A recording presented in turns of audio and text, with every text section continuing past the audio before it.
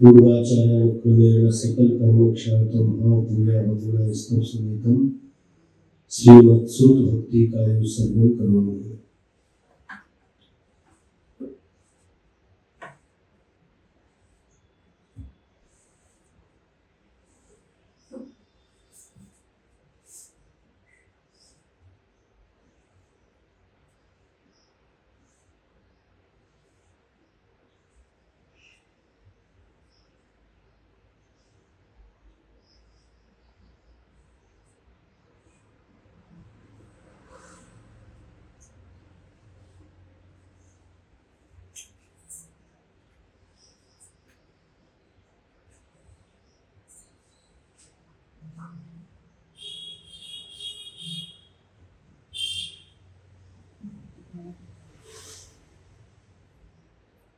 ओकारं बिंदु संयुक्तं नित्यं ध्यायन्ति योगिनः कामदं मोक्षदं च ओंकाराय नमो नमः। अग्निं शब्दघनोक प्रक्षालित सकलभूतकलिकाः मुनिकृपाशक्तिर्था सरस्वती हरितमोदरितम् अज्ञानतिमिरान्धानां ज्ञानाञ्जनशलाकया चक्षुरुन्मीलितं येन तस्मै श्रीगुरवे नमः। परम गुरुभ्यो नमः। परम प्राचार्य गुरुभ्यो नमः। सकल कलशबिंधु सकल श्रेयसां परिवर्धकं धर्म संबंधकं भव्य जीवमनः प्रतिबोधकारकं इदं शास्त्रं श्री योग सारणं ध्येयम् अस्य मूल ग्रंथकर्तारः श्री सर्वज्ञ देवाः तदुत्तर ग्रंथकर्तारः श्री गणधर देवाः प्रतिगणधर देवाः तेषां वचनानुसार श्रीमद् आचार्य श्री योगीन्द्र देवैः विरचितं मंगलम भगवान वीरो मंगलम गौतमो मुनि मंगलम कुंद कुंदार्यो जैन धर्मोस्तु मंगलम सर्वमंगल मांगल्यम सर्वकल्याणकारकम प्रधानं सर्वधर्माणां जैनं जयतु शासनम् जैनं जयतु शासनम्। कोटिशतं द्वादशैव कोट्यो लक्षाणि शीतित्रिकानि चैव पञ्चाशदष्टोत्तरसहस्रसंख्या मेतच्छ्रुतं पञ्चपदं नमामि। अरिहन्त भाष्यर्थं गणहरदेवीं गन्त्यं सम्मं परमाणि भक्तियुक्तो सुरनानुमहोमयं शिरसा इच्छामि गन्ते सुरभक्ति कौशुको कौतुसानिचुं अंगो पैन पावने परेमि सुपर्णानि योग पुपगे चूर्या जीव सुतते धम्मकायं शमिचकारं चिमि पूजेमि वन्दामि नमसामि दुःखको कमको गुहियां सुरे गमनं समाहि मरणं जीवन संपत्ति हो मोक्षं। और मानव स्वाध्याय वेलायां पूर्वाचार्य क्रमेण सकल कर्मक्षार्थं भाव पूजा वंदना स्तव समेतम श्रीमद् आचार्य भक्ति कायु सर्वं करोमि हम।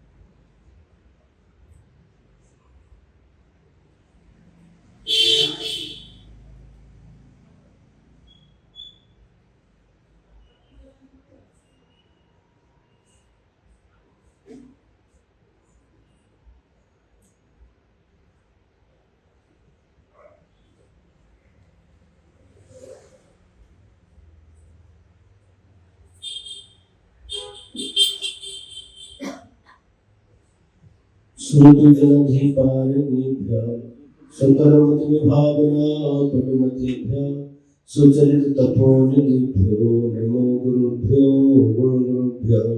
छत्तीस गुण समग्रे पंचमी आचार करण संदर्शे शिष्यानुग्रह कुशले धम्मायर्यस्य वन्दे गुरुभक्ति संयमेन तरन्ति संसार सायरं घोरं चिन्वन्ति अर्थकम्मं जन्ममरणं पावन्ति ये नित्यं व्रतमन्त्रहोमनिरता ध्यानाग्निहोत्राकुलाः षट्कर्माविरतास्तपोधनधनाः साधुक्रियाः साधवः शीलप्रावरणागुणप्रहरणाश्चन्द्रार्कतेजोदिताः मोक्षद्वारकपाटपाटनभटाः प्रीणन्तु मां साधवः गुरवः पान्तु नो नित्यं ज्ञानदर्शननायकाः चारित्राणो गम्भीरा मोक्षमार्गोपदेशकाः इच्छामि बन्ते आयुर्वत्ति कावो शुभको तुस्सालिक्यं सम्मुदान सम्मुदं समसंचरितयुक्ताणं पंचव्याचारणम् आयर्याणम् आयारादि सुदनानोपदेशाणम् उभध्यायाणं त्रियंगुणपारायणं सर्पसाहुणं शरणच्चिकालं हंचीमि पूजीमि वन्दामि नमस्सामि दुःखखो कमखो पोहिलाओ सुवैगमनं समाहि मरणं जिनगुण संपत्ति हो मोक्षम् जे जाया झाड़िए कम्म कलंक दहेवी नित्य निरंजन ज्ञानमय ते परमापनवेमी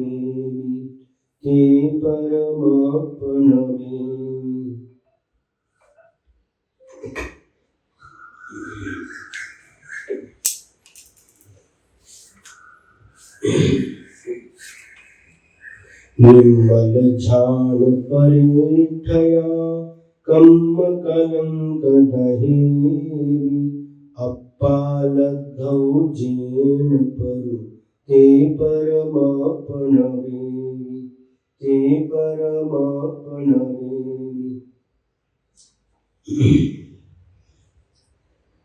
दोहा सूत्र नंबर 71। जो पाऊ बिसो पाऊ मुनि सब कोई को भी मुनि जो पुण्य भी पाऊ भी धनई सो बहु को भी हवे यत् पापम तत् पापम जानाति सर्वः इति कह अपि जानाति। जो पाप है उसको तो सभी लोग पाप जानते हैं, किंतु यह पुण्यम अपि पापम इति भणति। जो पुण्य को भी पाप समझते हैं या पुण्य को भी जो पाप कहते हैं, स बुधा क अपि भवति। ऐसा बुद्धिमान ऐसा ज्ञानी कोई बिरला ही होता है। क्या कह रहे हैं? पाप को तो सभी लोग पाप कहते हैं, लेकिन जो पुण्य को भी पाप कहता है ऐसा ज्ञानी कोई बिरला ही होता है। ये क्या बात हो गई? अभी उत्कृष्ट सागर महाराज जी ने कहा पाप छोड़ो और पुण्य करो, क्योंकि पाप से दुख मिलता है, पाप से नरक गति मिलती है और पुण्य से स्वर्ग मिलता है, सुख मिलता है। लेकिन यहां पर कह रहे हैं कि जो पाप को भी पुण्य को भी पाप समझता है, इसका मतलब क्या है? पुण्य और पाप ये दोनों एक ही हो गए। पाप भी पाप है और पुण्य भी पाप है, ऐसा नहीं है। यदि ऐसा होगा तो पदार्थ कितने होते हैं? 9। जीव, अजीव, आश्रव, बंध, संवर, निर्जरा, मोक्ष, पुण्य और पाप, ये 9 पदार्थ हैं। यदि ये एक ही हो जाएगा तो पदार्थ की संख्या 8 ही रह जाएगी। दोनों अलग अलग हैं। यह आत्मानं पापात् रक्षति इति पुण्यम। जो आत्मा को पाप से बचाता है, पाप से रक्षा करता है, उसका नाम पुण्य है। यह आत्मानो पुनाति स पुण्य, जो आत्मा को पवित्र करता है वह पुण्य है। और जिसके माध्यम से यह आत्मा नाना प्रकार के दुखों को प्राप्त करता है उसका नाम पाप है।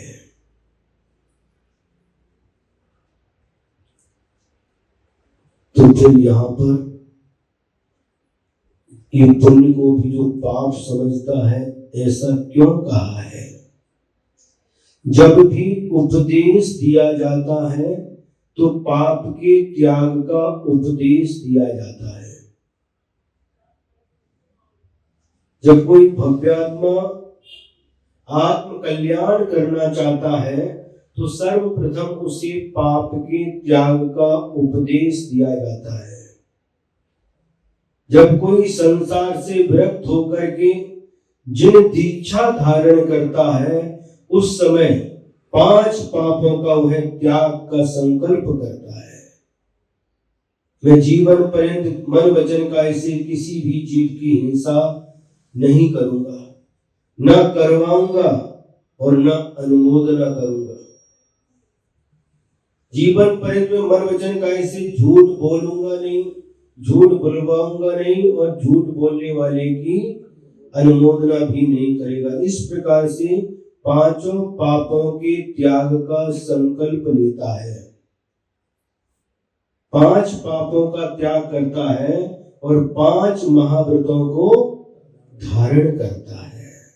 अब बताइए, 5 महाव्रत हैं, 5 समितियां हैं, ईर्ष्या समिति, भाषा समिति, ईषणा समिति, आदान निक्षेपण समिति और विकसन समिति।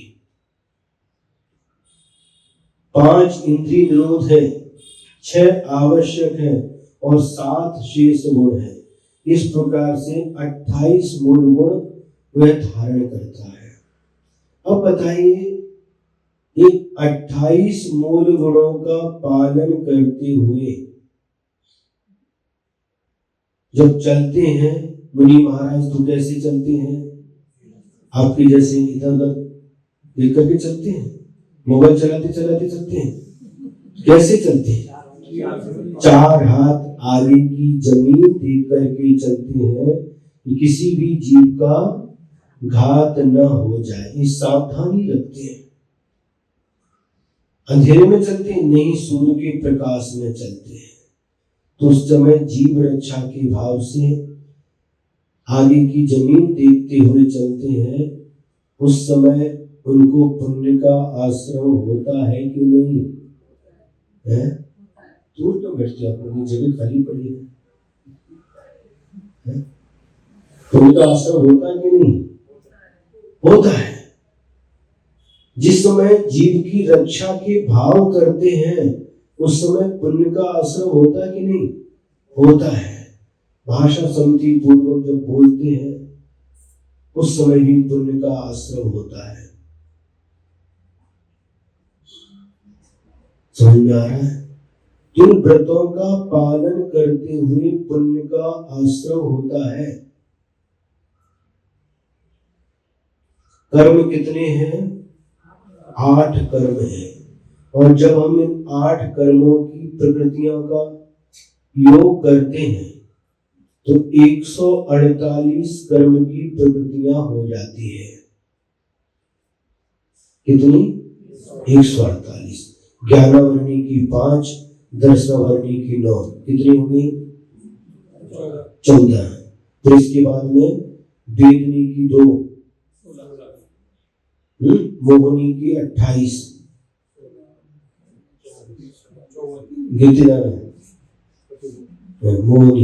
मोहनी के बाद आयु कर्म की 4 है, आयु के बाद नाम कर्म की 93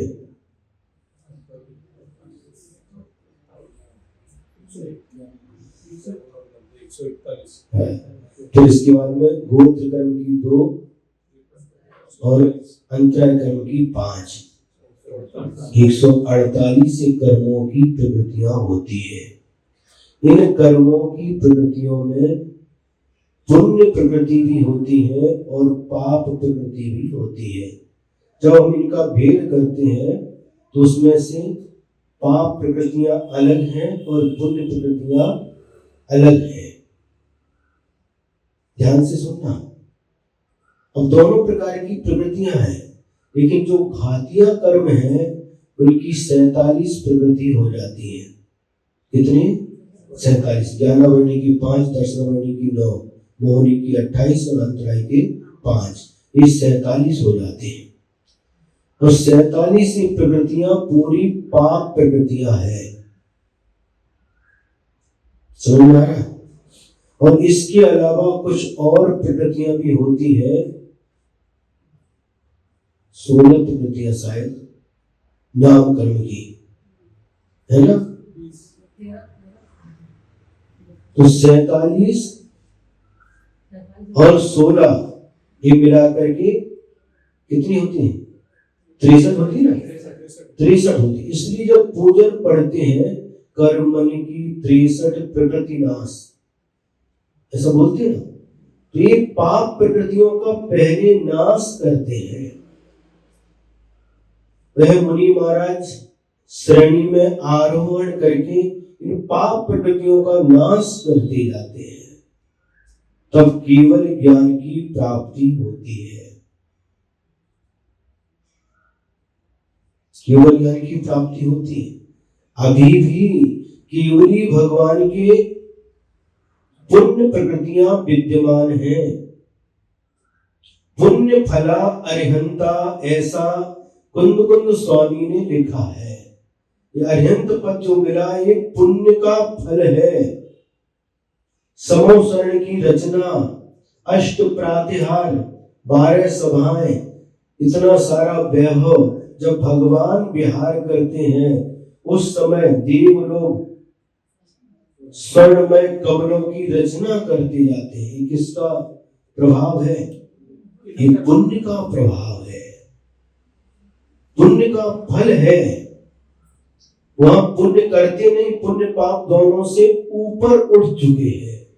लेकिन जो अतीत काल में पुण्य कर्म का बंध किया है उसका ये फल मिल रहा है। लेकिन फल को भोगते हुए जो निरपेक्ष है उनके मन में जरा भी हर्ष नहीं है, क्योंकि उन फल से निरपेक्ष उनके मन में किसी प्रकार का कुछ है नहीं, मन ही नहीं। लेकिन हम जब फल को भोगते हैं तो या तो हर्ष के साथ या फिर विषाद शोक के साथ में, इसलिए पुनः कर्मों का आश्रव होता है। वहां पर भी साता वेदनी का आश्रव है। 13वें गुण स्थान में साता वेदनी पुण्य प्रकृति है। बहुत मार्मिक बात है। शास्त्र के रहस्य को समझना प्रत्येक व्यक्ति के बस की बात नहीं है। ये कहा है तो किस अपेक्षा से कहा है, आगे भी कहेंगे। आगे क्या कह रहे सुनिए। ये दोनों बेड़ियां हैं। जहलोहम्य नियड बहु तह सुन्नम्य जानी, जेसो असो परिचय ते विहवन्ति हुनानि। यथा लोहमयं निगडं बुध तथा स्वर्णमयं जानीहि, ये शुभम अशुभ परित्यजन्ति ते अपि भवन्ति खलु ज्ञानिनः। हे पंडित, हे विद्वान, क्या हो गया भैया?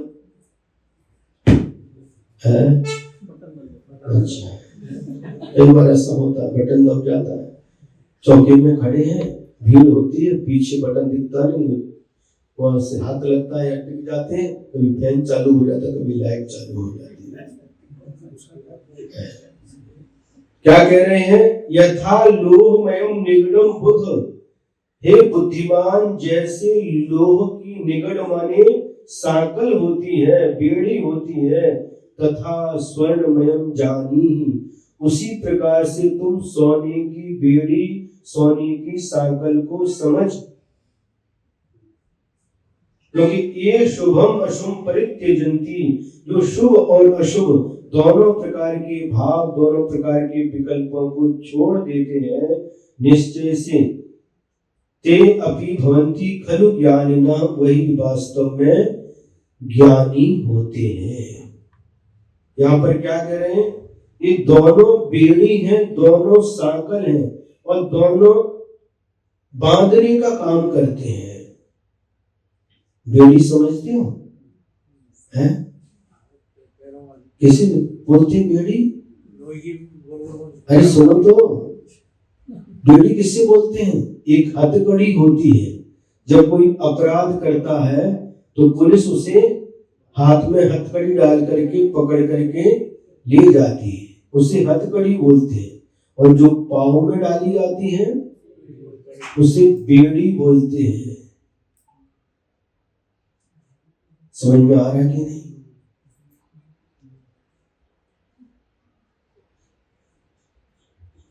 हाथी है, जयसिंहपुर में चातुर्मास हुआ, पास में कुंजवन है, वहां पर हाथी है। और शेरवाग में भी हाथी था।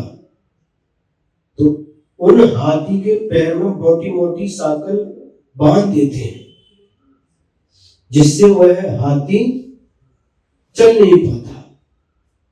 हमने देखा जयसिंहपुर में, आज एक पैर आगे करता है, एक पीछे करता है, आगे पीछे करता है, तो पैर में बंधी सामने खाने के लिए घास रखी, सूंड आगे करता लेकिन पहुंच नहीं पाता।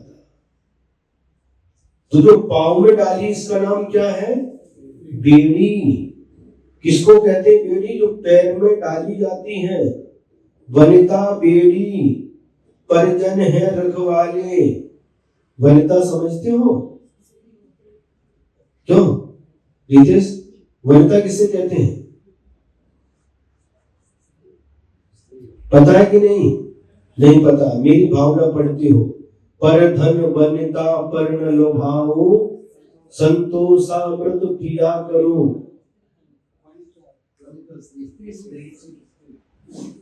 पढ़ते हैं लेकिन अर्थ की तरफ ध्यान नहीं जाता। पर धन दूसरे के धन पर, और पर वनिता दूसरे की स्त्री पर न लोभाओ। वनिता मतलब स्त्री, स्त्री ने पत्नी। स्त्री तो सब मां भी हो सकती है, बहन भी हो सकती है। अब पत्नी का नाम वनिता है।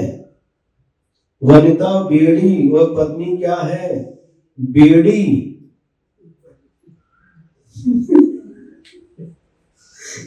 अब कहीं जा नहीं सकते, हथकड़ी है हाथ में तो कहीं भी जा सकते, लेकिन पैर में यदि बेड़ी डाल दी फिर कहीं जा नहीं सकते। थोड़ी भी देर हुई तो तुरंत फोन आ जाता है, बिना परमिशन के जा नहीं सकते। इसलिए पत्नी को बेड़ी कहा है। घर कारागृह, और घर को कारागृह माने जेल कहा है। घर कारागृह, वनिता बेड़ी, परिजन है रखवाले। घर जेल है, क्या कह रहे? और पत्नी बेड़ी है, और परिवार के लोग रखवाले, रखवाली करते कहीं निकल न जाए घर से। घर में रहते आप लोग, कभी आपको ऐसा लगता है कि हम जेल में हैं? एयर कंडीशनर है? लगता कभी? बनाते उसको पैसा देकर के उस जेल को बनाते हैं। एक जेल ज्यादा पैसा होगा तो दूसरी जेल भी बना देते हैं।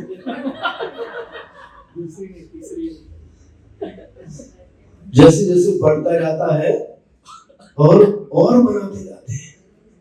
क्या कभी लगता है कि हम जेल में रहते हैं? जिसको वैराग्य उत्पन्न हो जाता है उसको घर भी जेल के समान प्रतीत होती है। आत्मा कैदी है, हम सभी कैदी हैं, अपराधी हैं, इसलिए शरीर रूपी इस जेल में कैद करके हमको कर्मों ने रखा है। तो कभी भी हम अपने आप को कैदी अपराधी महसूस नहीं करते।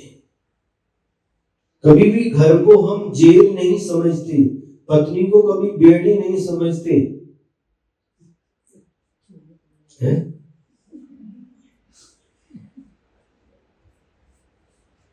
पहले कहीं पर भी जाते थे, कभी भी जाते थे, कभी भी आते थे, लेकिन हम नहीं जा सकते, नहीं आ सकते।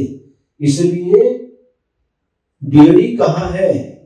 तो यहाँ पर एक प्रसंग चल रहा है कि दोनों ही बेड़ी हैं, पुण्य भी बेड़ी है और पाप भी बेड़ी है। एक सोने की बेड़ी है और एक लोहे की बेड़ी है, और दोनों ही बेड़ी बांधने का काम करती है। इस अपेक्षा से दोनों को एक कहा है, दोनों ही बंधन में रखते। जब आत्मा मोक्ष प्राप्त करता है तो दोनों फिर सारे के सारे पुण्य पाप तो पहले ही नाश होते, पुण्य भी पुण्य प्रकृतियों का भी नाश करके वह निर्वाण को प्राप्त करता है। उस समय की बात है। देखिए, आचार्य गुरुदेव श्री विद्यासागर महाराज जी ने एक प्रसंग सुनाया था, बहुत अच्छा प्रसंग था। आचार्य श्री के गुरु थे आचार्य श्री ज्ञान सागर जी महाराज, और उन्होंने वह प्रसंग आचार्य श्री को सुनाया होगा। वो प्रसंग आचार्य श्री ने हम लोगों को सुनाया। तो आचार्य ज्ञान सागर महाराज जी क्षुल्लक अवस्था में हरियाणा दिल्ली की तरफ थे, और उनकी उपदेश से प्रेरित होकर के बहुत सारे लोगों ने प्रतिमाओं की व्रत धारण की, और जब उनका विहार हो गया वहां से, महाराज जी का, ज्ञान सागर महाराज जी का क्षुल्लक अवस्था की बात है, और चले गए, और लोग प्रतिमा का पालन करते रहे। और उसके बाद में कोई विद्वान आ गए, और उन्होंने अपने प्रवचन में क्या कह दिया? एक बात, पुण्य और पाप दोनों एक है। व्रतों की पालन से क्या होता है? पुण्य का ही बंध होता है। अरे, जो पुण्य और पाप दोनों को एक समझता है वही ज्ञानी होता है। अभिषेक करना, पूजन करना, इससे क्या होगा?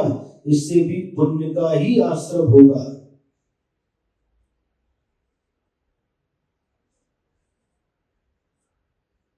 बिल्कुल सही बात है, पुण्य का आश्रय तो होगा, लेकिन ये दोनों ही संसार के कारण हैं, दोनों ही बेड़ी हैं। बिल्कुल सही बात है। और ऐसा उपदेश बार बार हुआ, तो जिन लोगों ने ज्ञान सागर महाराज जी के उपदेश से प्रतिमा के व्रत धारण किए थे, उन्होंने प्रतिमा के व्रतों को छोड़ दिया। कितना अनर्थ है। ये गुणस्थान की व्यवस्था किसने? अनादिकाल से है। पंचम गुणस्थान है कि नहीं? जो प्रतिमाएं धारण करते हैं, क्षुल्लक, ऐलक, आर्काएं होते हैं, इनका पंचम गुण स्थान है। और तीर्थंकर भगवान के समोसरण में कई प्रकार के मुनि महाराज होते, अवधि ज्ञानी मुनि महाराज, मनः परे ज्ञानी मुनि महाराज, नाना प्रकार की रिद्धियों को धारण करने वाले रिद्धिधारी मुनिराज। क्यों, क्या हो गया भैया? तो बेड़ा है, समझ में आया कि कई प्रकार के मुनि महाराज होते हैं, आर्काएं होती हैं, ऐलक, क्षुल्लक होते हैं, व्रती, श्रावक, श्रावकाएं होते हैं, होते कि नहीं? तो फिर भगवान ने उपदेश दिया है, पहले महाव्रत का उपदेश दिया, और महाव्रत नहीं पाल सकते तो अनुव्रतों को धारण करो, ऐसा उपदेश दिया है। व्रत कितने प्रकार के हैं? 2 प्रकार के, महाव्रत और अनुव्रत। मुनि महाराज के महाव्रत होते हैं और श्रावकों के अनुव्रत। ये उपदेश किसने दिया? तीर्थंकर भगवान ने दिया है। इनके माध्यम से पुण्य का असर होता, भगवान को पता नहीं क्या? पता है। और ये उपदेश किसने दिया? पुण्य और पाप दोनों एक है, ये भी भगवान का ही उपदेश है। लेकिन किस अवस्था में, किस अपेक्षा से ये बात कही गई है, इसे हमें अच्छी तरह से समझना होगा, नहीं तो अनर्थ हो जाएगा।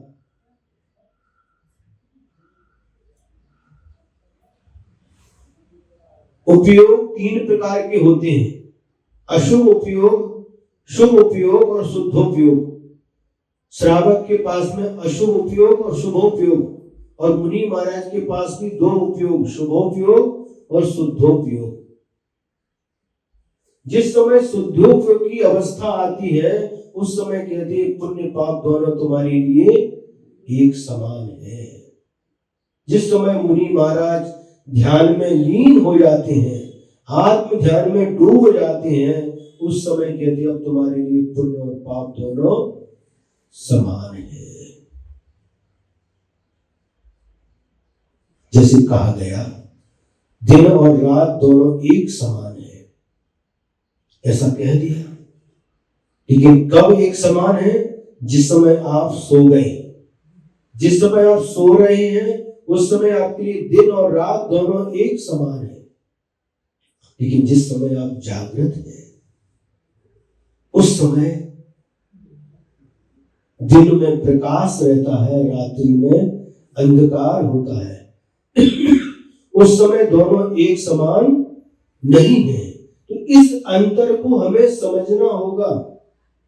इस अंतर को समझे बिना कभी भी हम इस शास्त्र के, इस गाथा के मर्म को नहीं समझ सकते। और गुरु महाराज ही जिन्होंने लिखा है, आचार्य कुंद स्वामी ने भी लिखा है, यहाँ पर आचार्य योगिंद्र देव महाराज भी लिख रहे हैं। और इस शास्त्र के मर्म को समझाने के लिए गुरु महाराज की आवश्यकता होती है। हमने पढ़ लिया तो पढ़ करके कभी भी हम उसके अर्थ को नहीं समझ सकते, उसकी गहराई तक हम नहीं पहुंच सकते। तो गुरु महाराज, जिनको गुरु परंपरा से ज्ञान प्राप्त होता है, वही इसके रहस्य को हमें समझा सकते हैं। आज बहुत विचित्रता देखने में आती है। जिन्हें श्रावकाचार का ज्ञान नहीं है, श्रावक है लेकिन श्रावकाचार का ज्ञान नहीं है, उस समय सार पढ़ रहे हैं।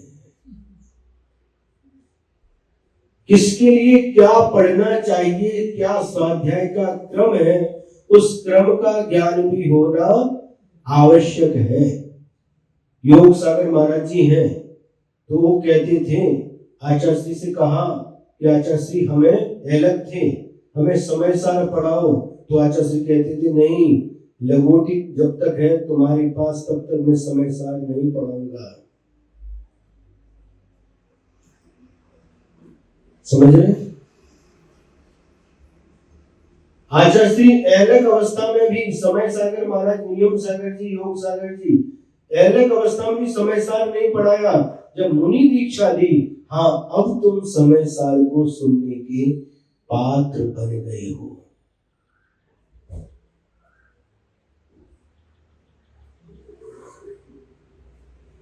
स्वाध्याय का एक क्रम होता है, उसी क्रम से यदि हम स्वाध्याय करते हैं तो हमें व्यवस्थित ढंग से उस शास्त्र का ज्ञान हो सकता है। कहीं पर बैठ के कुछ भी चालू कर दिया, ABCD आता नहीं है, KG1 का विद्यार्थी है और उसको सीधा कॉलेज में बिठा दिया, क्या होगा?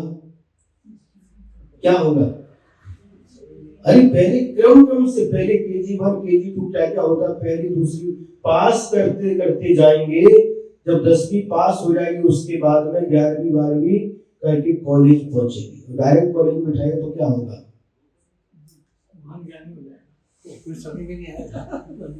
इस रहस्य को हमें समझना होगा।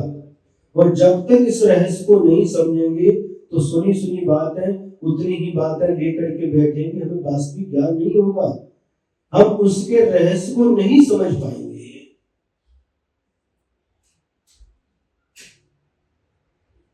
दोनों बेड़ियां बिल्कुल सत्य हैं, बिल्कुल सत्य लिखा भगवान की वाणी है।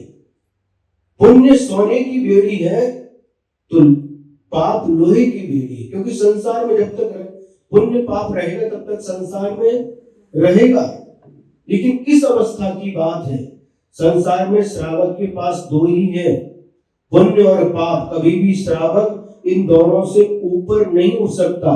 यदि उसे पुण्य की क्रियाओं से बचाएंगे तो पाप में नियम से जाएगा। स्वाध्याय करने से पुण्य होगा कि नहीं? ब्रह्मकर्म का जाप करने से, तीर्थ यात्रा करने से, दान देने से, तो श्रावक के षट आवश्यक कर्तव्य हैं, इनके माध्यम से शास्त्र पुण्य कर्म का ही बंध होता है। लेकिन पुण्य के जो फल मिलता है उसके प्रति हमें निरपेक्ष, उसकी भावना नहीं करना, कोई आकांक्षा नहीं करना। इस पुण्य से हमें ये मिले वो मिले वो नहीं करना। लेकिन जो क्रियाएं हैं, श्रावक की क्रियाएं श्रावक करता है और मुनि महाराज की क्रियाएं मुनि महाराज करते हैं। मुनि महाराज को भी पुण्य का आश्रय होता है। ये तो छोड़ो, श्रेणी में चढ़ गए उस समय भी पुण्य प्रवृत्तियों का आश्रय होता है। पुण्य छोड़ा नहीं जाता, अपने आप छूट जाता है। आचार्यों ने देखिए, अब पढ़िए, कोई व्यक्ति आता है हिंसा करता, हिंसा नहीं करना, मांस नहीं खाना, शराब नहीं पीना, ये क्या है? एक पाप को छोड़ने का उपदेश है। क्या किसी शास्त्र में लिखा है भगवान की पूजा मत करना, क्योंकि इससे पुण्य का बंध होता है? पूजा का क्या बताया? क्या अरे भगवान ने कहा है श्रावको, तुम श्रावक के नियमों का, श्रावक के आवश्यकों का पालन करो।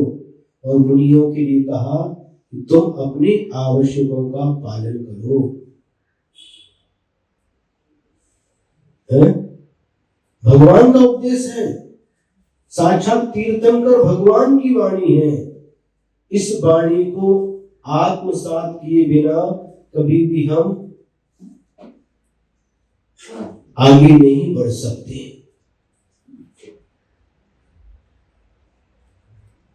समझ में आ रहा है कि नहीं? क्यों समझ में आ रहा है? बिल्कुल। कौन सी बात कब कही जा रही है उसको हमें समझना पड़ेगा। एक ही बात है, लेकिन कहां पर रुकना है, कहां पर नहीं रुकना, उससे पूरा अर्थ बदल जाता है।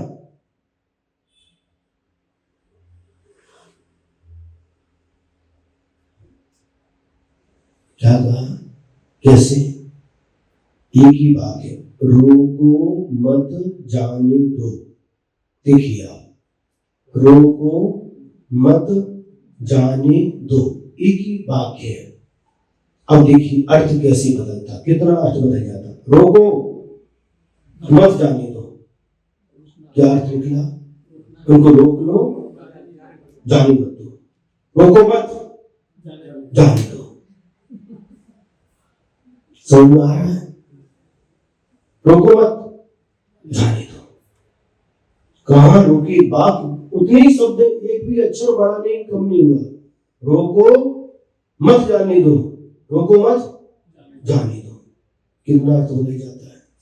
ही जब सामान्य में भी इतना अर्थ बदल जाता है, ये भगवान की वाणी है, साक्षात तीर्थंकर भगवान की वाणी है, आचार्यों की वाणी है। इसके अर्थ को कभी भी अपने मन से नहीं लगाना चाहिए। यदि समझ में नहीं आता तो जो इसके ज्ञाता हैं, इसके जानकार हैं, ऐसे गुरु महाराज के पास जाकर के ही उसके अर्थ को समझना चाहिए।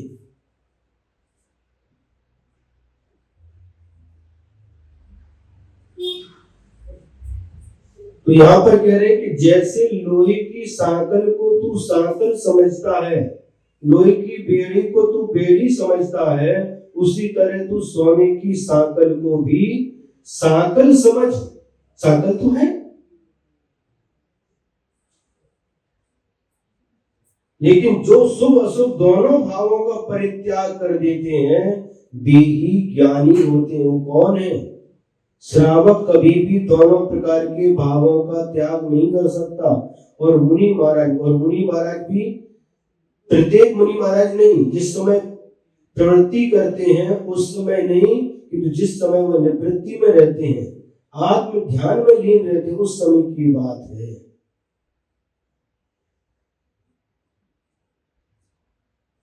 इसलिए हमें जो मुनि है मुनि धर्म का पालन करते हैं, और जो श्रावक हैं उन्हें श्रावक धर्म का पालन करना चाहिए। और जहां ऐसा उपदेश सुनने को मिले कि पुण्य को छोड़ो, पाप को तो हर कोई छोड़ देता है, जो पुण्य को छोड़ता है वही ज्ञानी है, तो यह बात बहुत ऊपर की है। मुनि महाराज की बात है, जिस समय वह है निवृत्ति में लीन है। श्रावक के लिए तो कभी भी इन धार्मिक क्रियाओं को छोड़ना नहीं चाहिए, उनको करने के लिए कहा है। साक्षात तीर्थंकर भगवान ने कहा है, कुंद स्वामी ने कहा है, दानम पूजा मुखम, जैनेन्द्र भगवान की पूजा करना और दान देना। 4 प्रकार के दान का उपदेश किसने दिया? बताओ, भगवान ने दिया है। आहार दान, औषधि दान, ज्ञान दान, अभय दान। इन 4 दान देते समय पुण्य का आश्रम होगा या पाप का? पुण्य का आश्रम होगा। इसको छोड़ो, छोड़ोगे नहीं? अरे ये तो भगवान ने कहा है, दान देना, पूजा करना, ये भगवान ने बताया है। इससे पुण्य की तरफ नहीं जाना, हमें तो अपने कर्तव्य का पालन करना है। पुण्य का बंध होगा, लेकिन जब इसका उदय आएगा तो उसके फल में गाफिल नहीं होना। बस पुण्य का फल है। दुख भी आता है, सुख भी आता है। दुख आता है असाता के उदय से आता है, सुख आता है साता के उदय से आता है। इतने रहस्य को हमको अच्छी तरह से समझना है, और कभी भी धार्मिक क्रियाओं को छोड़ना नहीं। इससे पुण्य का बंध होगा तो छोड़ना नहीं। पुण्य से नहीं बचना, पुण्य के फल से बचना।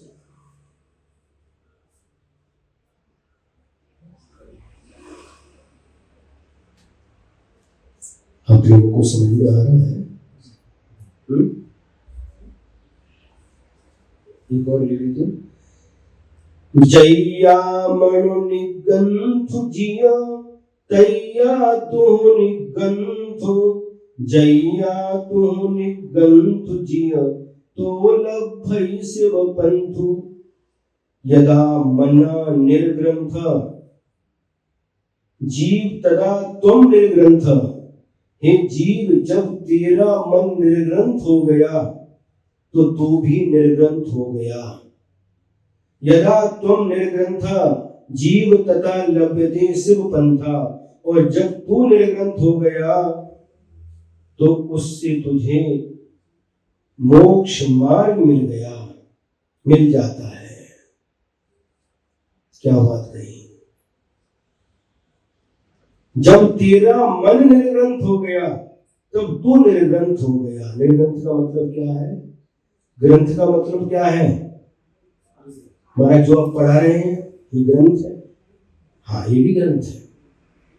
शास्त्र को भी ग्रंथ कहते हैं और परिग्रह को भी ग्रंथ कहते हैं। परिग्रह को भी ग्रंथ कहते हैं। तो यहाँ पर एक ग्रंथ नहीं लेना। निर्ग्रंथ मतलब, ग्रंथ मतलब परिग्रह। क्षेत्रवास्तुवादी 10 प्रकार का बाह्य परिग्रह और मिथ्यात्वादी 14 प्रकार का अंतरंग परिग्रह। जब ये परिग्रह छूट जाता है तो वह व्यक्ति निर्ग्रंथ अवस्था को प्राप्त कर लेता है, मुनि बन जाता है। तो यहाँ पर कह रहे हैं, जब तेरा मन निर्ग्रंथ हो गया शरीर तो निर्ग्रंथ हो जाता है, लेकिन मन भी निर्ग्रंथ होना चाहिए। क्यों? भजन बोल रहे थे जब आहार हुआ था, निर्ग्रंथों का मार्ग, निर्ग्रंथों का मार्ग हमें प्राणों से भी प्यारा है, निर्ग्रंथों का मार्ग। बहुत अच्छा बात है। निर्ग्रंथों का मार्ग कौन सा? मोक्ष मार्ग। शरीर का निर्ग्रंथ होना, दिगंबर होना अलग है, और मन का दिगंबर होना अलग है। लेकिन ये निश्चित है, पहले शरीर को निर्ग्रंथ बनाना पड़ेगा, उसके बिना कभी भी मन निर्ग्रंथ नहीं हो सकता। जिस प्रकार से आप कहो कि ठीक है, हम शरीर पे तो हमारे कपड़े रहेंगे तो परिग्रह है, लेकिन मन से हम निर्ग्रंथ हो गए, नहीं हो सकते हैं। मूंगफली रहती है, मूंगफली, उसके ऊपर एक छिलका रहता है, और उस छिलका को निकाल दो, उसके अंदर किसी में 2 किसी में 3 दाने निकलते हैं, और उस दाने के ऊपर भी एक लाल कलर का पतला सा छिलका रहता है। आप कोई ऐसा करो कि ऊपर का छिलका तो निकले नहीं और अंदर का लाल छिलका निकल जाए, हो सकता है? नहीं हो सकता। पहले बाहर का छिलका निकालना पड़ता है, उसके बाद अंदर का वह छिलका निकाल देते हैं। बराबर कि नहीं? उसी प्रकार से पहले बाहरी परिग्रह का त्याग करना पड़ेगा, उसके बिना कभी भी शरीर के निर्ग्रंथ हुए बिना कभी भी मन निर्ग्रंथ नहीं हो सकता। यदि ये जीव, यदि तेरा मन निर्ग्रंथ हो गया, मन यानी मन, तो शरीर निर्ग्रंथ होने के बाद जब मन निर्ग्रंथ हो गया तो तू भी निर्ग्रंथ हो गया, और निर्ग्रंथ होने के बाद तू समझना कि तुझे मोक्ष मार्ग मिल गया। शरीर के निर्ग्रंथ होने के बाद मोक्ष मार्ग मिल भी सकता है और नहीं भी मिल सकता है, लेकिन जब मन निर्ग्रंथ हो जाता है तो उसको नियम से मोक्ष मार्ग मिल जाता है।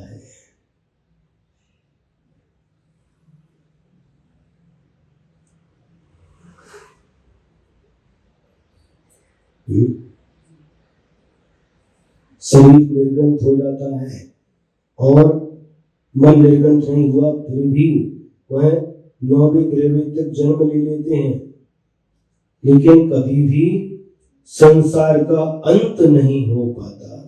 बिना भावलिंग के कभी भी संसार का अंत नहीं हो पाता। मुनि पद पालन करते हैं, बाहर से पालन करते हैं, तो 9वें ग्रह तक जन्म हो सकता है, उसके आगे नहीं जा सकते। उसके आगे 9 अनुदिश और 5 अनुत्तरों में जो भावलिंगी संत हैं, निर्ग्रंथ, जो मन से भी निर्ग्रंथ हैं, ऐसे 6वें 7वें स्थानवर्ती मुनि महाराज ही 9वें ग्रह के ऊपर जा सकते हैं। लेकिन 9वें ग्रह तक सभी जा सकते, द्रव्यलिंगी भी और भावलिंगी भी। अकेले द्रव्यलिंगी जाते ऐसा नहीं, द्रव्यलिंगी भावलिंगी दोनों 9वें ग्रह तक जा सकते हैं, लेकिन इसके ऊपर जो जाएंगे वह नियम से भावलिंगी मुनि महाराज ही जाएंगे, ऐसा नियम है।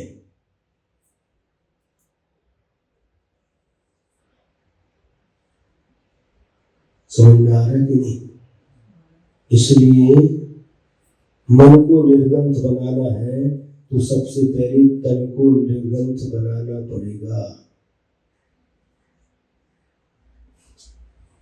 तन के निर्ग्रंथ होने के बाद ही मन निर्ग्रंथ होता है, और मन निर्ग्रंथ हो गया तो निश्चित रूप से उस जीव को मोक्ष मार्ग मिल जाता है, ऐसा समझना चाहिए। समय आप लोगों का हो गया है, इतना ही पर्याप्त है। जय स्तुति करेंगे।